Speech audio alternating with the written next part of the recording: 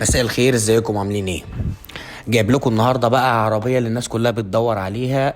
بي ام اي 16 525 اي موديل 2007. العربيه دي اعلى فئه، بس العربيه الفتيس القديم، فابريكا بالكامل ما عدا الرفرفين الامامي والاكسدامين والكبوت.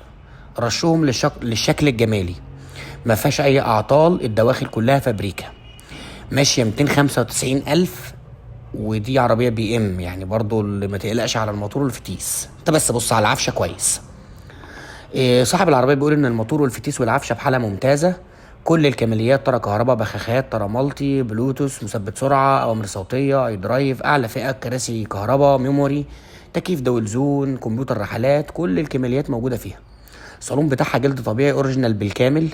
البطاريه جديده بالضمان ومعاها الريموت الاصلي، واتنين جنط ستوك، ومعاها شنطة الإسعافات وكل حاجتها. السعر إن شاء الله قبل الفصال 480 ألف. ما تنساش تفاصل كويس، وما تنساش كمان تفحص العربية كويس. رقم صاحب العربية 010 66 96 56 68.